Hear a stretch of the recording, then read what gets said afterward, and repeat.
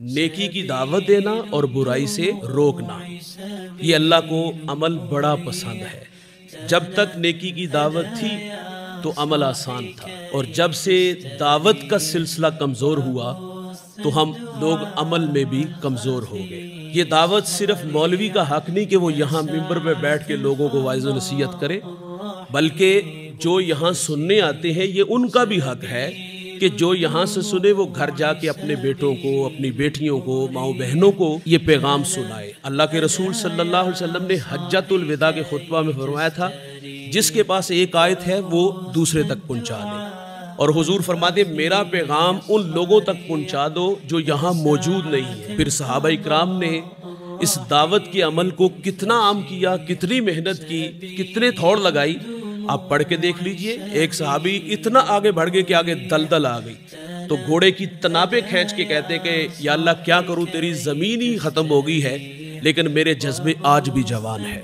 तो ये दावत से दीन फैला है, तो हमें दावत का ही हुक्म दिया गया है। फरमाया जब दावत देना और दावत का काम करना लोग छोड़ देंगे तो फरमाया अल्लाह उनकी दुआओं को कबूल नहीं करेगा। तो जब तक नसीहत का अमल बाकी था तो लोगों के लिए अमल करना भी आसान था। जब से हमने नसीहत करना छोड़ दी तो लोग अमल में भी कमज़ोर हो गए। आप पढ़ के देखिएगा, नबी रहमत सल्लल्लाहु अलैहि वसल्लम के जो तरबियत याफ्ता सहाबा थे, उनकी ज़िंदगी वो वक्त आखिर जब सांसें टूट रही होती थी तो उस वक़्त भी दावत के अमल को उन्होंने नहीं छोड़ा। हज़रत उमर रज़ी अल्लाह तआला अन्हु बिस्तर अलालत पे है, एक साहिब तीमारदारी के लिए आए, कहा हज़रत हाल कैसा है? कहा मेरा ठीक है, तेरा ठीक नहीं लग रहा।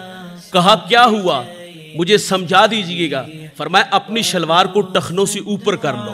तो वो तो आखिरी वक्त में भी नसीहत का अमल नहीं छोड़ते। बहसीयत बाप, ये बाप का हक है कि बेटे में अगर कहीं कोई कमी कजी देखे तो वो उसकी इस्लाह करे।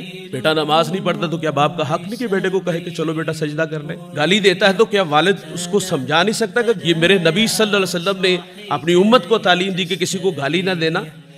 अगर औलाद हराम की तरफ हाथ बढ़ाती है तो वालिद को कहा है ना कि उसकी नोक पलक तेरे कंधों पे, तूने संवारना है उसे। उस्ताद अपने शागिर्दों में जो अखलाकी कमियां देखे तो वो उनकी इस्लाह करे। इस्लाह का अमल कमजोर हुआ तो बदअमली आम हुई। तो जब लोग नसीहत करते थे, क्योंकि दीन तो नसीहत से फैला है। मैंने एक जगह पढ़ा है, एक बुजुर्ग फरमाते जिस घर में नसीहत नहीं होती उस घर के मर्दों और मुर्दों में कोई फर्क नहीं होता।